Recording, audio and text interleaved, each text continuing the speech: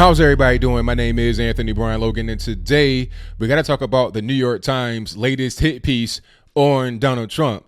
Now, they say they have tax information about him from 1985 to 1994. Notice I didn't say tax returns because they don't have those. They have a printout of what was on the tax returns, but not the actual 1040 form itself. Now, they say they got the information legally, or whoever got it legally, but they don't say who it was.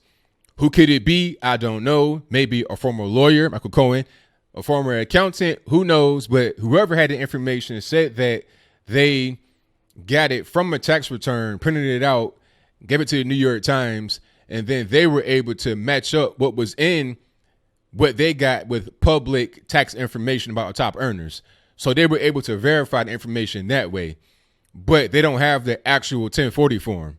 All right. But moving right along, they're saying in that period of time, he lost $1 billion.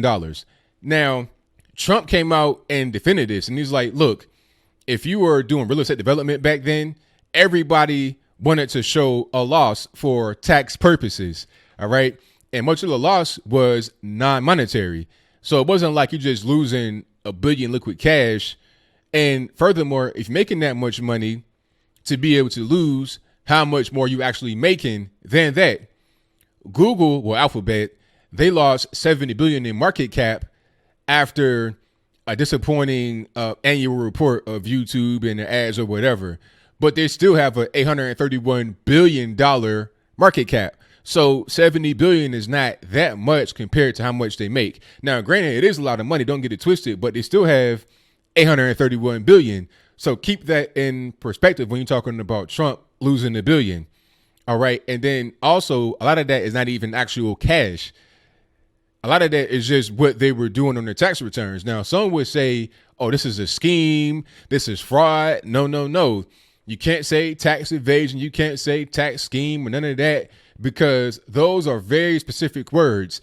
Tax evasion means you're breaking the law. It means you're just not following the rules in the books. But if you're following the rules in the books, then you're good money. I don't care how unscrupulous or unethical it may appear to be.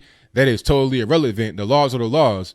If I'm following the law, then you can't say anything to me. You can say, you can give me your opinion, and that's fine. But that holds no weight when you're talking about court. That means absolutely zero. You can't put somebody in jail because you feel like they should be there. They got to be able to be proven guilty in the court of law of violating a certain law that's on the books. It's simple as that. So what Trump was doing was correct. You're playing the game. And he said it in the tweet. He was like, it's a sport. It is a sport. It's a game. You have certain rules you got to abide by. And if you don't abide by the rules, then you're going to have a penalty. It could be civil or criminal. Simple as that. Now, I've never heard about Trump being involved in any kind of tax evasion scheme, any kind of criminal activity, nothing like that. And you have heard of billionaires who have been in these kind of situations. Your Bernie Madoffs and other people, they are involved in actual criminal activities. With Trump having so much scrutiny on his back, a magnifying scope on his whole life, you're not hearing about any kind of criminal activity because there is none. You hire a great team of lawyers and professionals, and you yourself are also a professional. You know what you're doing. That's how you keep your nose clean and you avoid paying these federal income taxes. People are talking about, oh, you got to pay your fair share in taxes. You shouldn't hide it. Well, there's all kind of taxes you pay aside from the federal income tax. And let's say he did pay all that money in income tax. I mean, are you going to get it?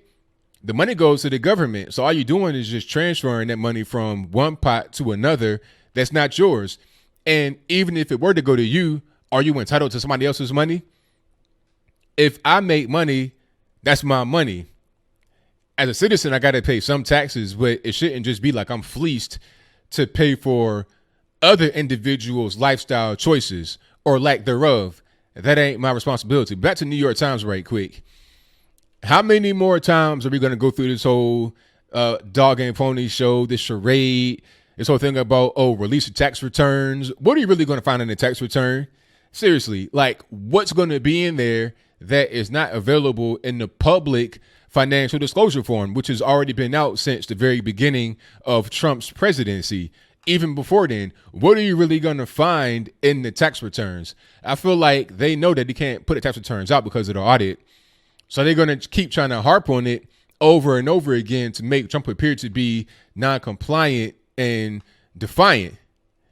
And then they're going to try to use that as further ammunition to the whole impeachment argument, which is silly. So really, this article is more the same. It's useless. For me and for regular people, it's useless. But for the media, it's great. It's red meat. They can say Trump's the biggest loser, billion-dollar loser.